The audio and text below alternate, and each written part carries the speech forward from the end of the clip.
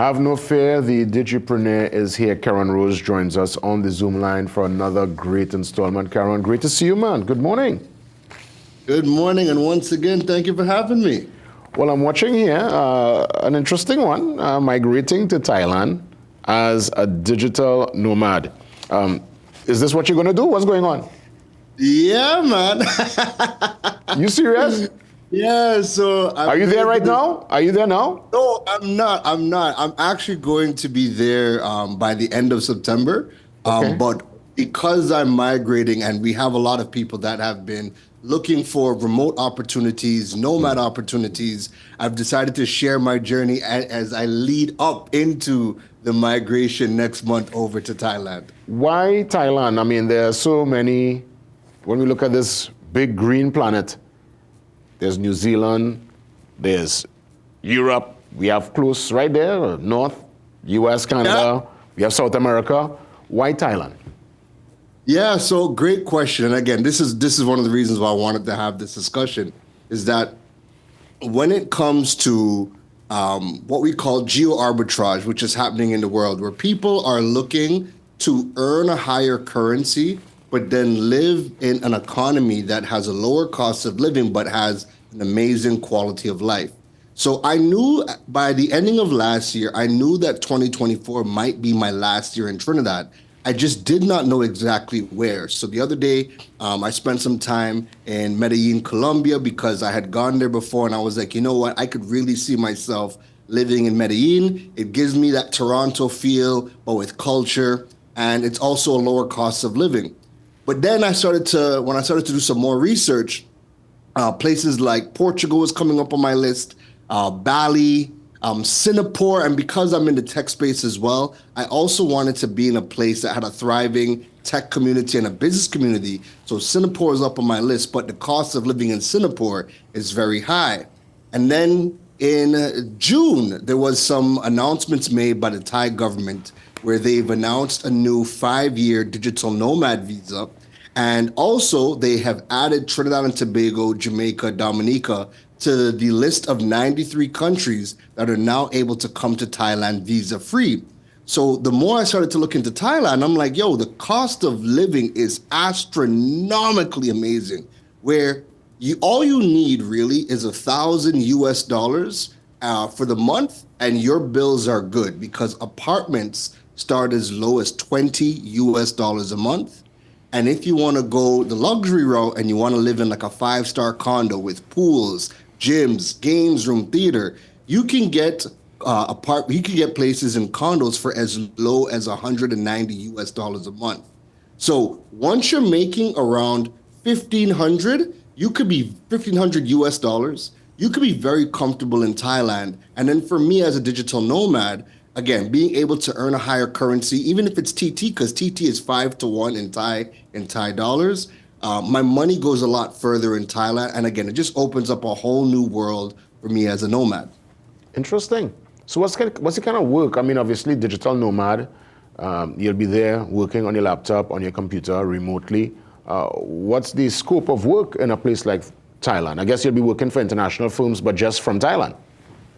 That's exactly it. So, I mean, for the past couple of months, we've right here on this show, we've spoken about the various types of jobs and new skill sets that are in demand. And I encourage people to start getting remote jobs and remote skill sets, because that opens up your options for where you can work, who you can work with, and where in the world you can physically be. So when I look at my bills in Trinidad, I mean, Trinidad is a lot cheaper than most of the other Caribbean islands, but we know the cost of living is rising tremendously in Trinidad. And when our subsidies reduce and the new taxes come in, it's going to be a whole different Trinidad that we're going to be living in. So for me, being able to look at an economy like Thailand, that's one of the best in the world, one of the lowest places for crime in the world. They have one of the best medical institutions in the world, and medical tourism is huge in Thailand, because you have people that fly in from over the world. And I'm just going to use this as an example.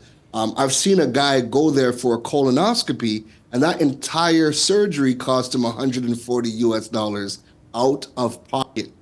So the medical industry and medical tourism is huge over there. So what I make right now in Trinidad, whilst it's good for Trinidad, it allows me to have a literal 100x better quality of life in Trinidad with the exact same money that I'm making, doing the exact same work I'm doing right now, just physically living in Thailand.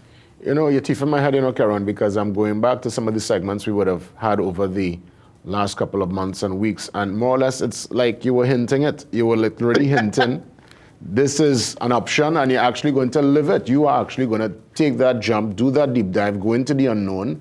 Have you ever even been to Thailand? I mean, yes, we know from what you're telling me, you can see from all these miles removed, cost of living, you could get bang for your buck, but have you stepped foot on the Thai soil just yet? Yeah, very good question. You know what? So I've never been to Thailand, right? But here's the difference between when I moved to Trinidad and when the move to Thailand. When I moved to Trinidad, the only thing I knew was that my dad lived here, my grandmother and a couple of my aunts live in Trinidad, right? My most immediate family. That was it. When I was trying to do my research on Trinidad, there was almost next to no, and this is only 10 years ago, it was next to no information about anything. When you're calling numbers, trying to get information, like I had a dog I wanted to bring into Trinidad, did not want to leave him. But when I was calling the institution that would kennel the dog and you have to get all the paperwork done, nobody's answering phones, nobody's answering emails. I came to Trinidad blind with no information, and everything that I did, I had to figure it out on my own as I went. The difference with Thailand is for the last 2.5 months, there's so much information available to you to make an informed decision where I literally have everything planned out from the agent I'm going to use, the visa I'm going to get. I'm going to apply for the visa online next week. Once everything, once I'm alive and well, but next week I'll apply for the visa. But I have all the information I need to make the move, and I'm going to have the majority of my life set up before I even hit the ground. And that's the major difference between moving to Trinidad versus moving to Thailand. Interesting one now, and I must ask, are we going to still get a chance to touch base with the Digipreneur even though you're in Thailand? Nothing changes. Okay, and that's the good. best part, right? All right. And that's the best part. Everything that I've been able to, how I've been able to structure my life over the past couple of years, especially since the pandemic, was all of the opportunities that I do, I make sure that there's the remote possibility first, right?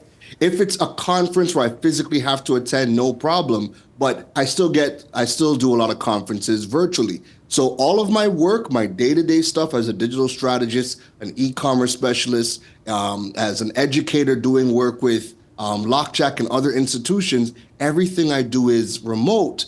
And as much as I can come into the studio at CNC3, for the most part, I've enjoyed being able to do it remote because I know that at some point, especially last year, I traveled a lot last year, but the show never changed. I was still able to show up every single day. So the biggest struggle for me making the move is going to be Thailand is 11 hours ahead. So I'm just going to have to figure out my structure with that is concerned. But that right now is the only challenge that I know I'm going to have to really put some focus on just to ensure that everything that I do, there's no hiccup in order to execute my duties. I must say, you're walking the talk. Do you know of anyone? Do you know of anybody in your circle or any friends, any friend of a friend that would have done the exact same thing you're doing where they're able to remove themselves from their current situation, go somewhere new, start afresh, and just literally operate and function as a digital nomad? Yeah, so it's crazy because you put this information out, and this has been a situation where I've done some pieces of content around it, and within a 2-day span, like I had answered over 200 emails and DMs from people saying, one, how could they go about doing it? And then two, other people reaching out to share their experiences. So I have one of my friends, shout out to Sabrina. She's now making the move to Hong Kong. She has never left Trinidad, never vacationed nowhere, never left. And she was able to get a job in teaching. She couldn't get anything in Trinidad. She applied for a job in Hong Kong, was able to get the job in Hong Kong, and she's gonna be flying out to Hong Kong to do her thing over there. And then I've met a couple of other people who have moved to Thailand, are living there right now, or they're living in neighboring countries like Cambodia. Again, could not get the right jobs here in Trinidad, but were able to get their jobs in other countries in that Asian continent. You know, what's beautiful about this conversation, you know, many think that the natural migration channel, people always talk about the US, about the Canada, about the UK. Again, you know, great options there still, obviously. But, you know, you're talking here Cambodia, Thailand, I'm sure there are opportunities in Vietnam and that side of the world, Yes. you know, untapped. You know, not many would look that far. I know of people doing quite well in the Middle East as we speak. There's a Trini out there in Bahrain. I met him. He's into solar energy. If you say the man living, he's from San Fernando, Keron. Yeah. Went to the man's residence. It's palatial. I'm saying, what? The man's simple, you know? Simple man from South. Out there in Bahrain, living his best life. And he's bread butter on both sides, bro. I was like, wow. Yeah. Yeah, listen, because we're so accustomed. I mean, heck, I was born in Trinidad, but we moved to Canada when I was 2 months old. So I lived in Canada for 28 years, right? And my brother is just wrapping up his CPAs next month, and he's going to be 27, right? And he's now crunching the numbers as an accountant, and he's like, there's going to be no way I can actually afford a house anytime soon. So he's looking at opportunities. But again, for us, we're so conditioned to think, okay, let's go over to the US. And like now I'm at a point in my life where I'm like, bro, you need to stop looking at the usual suspects. We need to stop looking at the US. You need to stop looking at the UK. You're already in Canada. Start looking at South America. Start looking at the Asian continents. Because if you can get a remote opportunity, you don't need to make as much in order to survive. So you have there are jobs that are paying customer service roles for companies doing remote jobs for like $30,000 a year. You would be homeless in the US. You'd be homeless in Canada, the UK. But $30,000 a year would allow you to live in a 5-star luxury condo in Asian continents. So this is where I keep on telling people, you need to start rethinking the way you view work and the way you view your lifestyle, because countries are creating these new visa programs to get you to come. They want you to work remote. That way they're protecting their citizens and you're not taking jobs from them, but you can bring your remote jobs and you can bring that currency because the currency is good, and you are now going to be a cash injection into the system.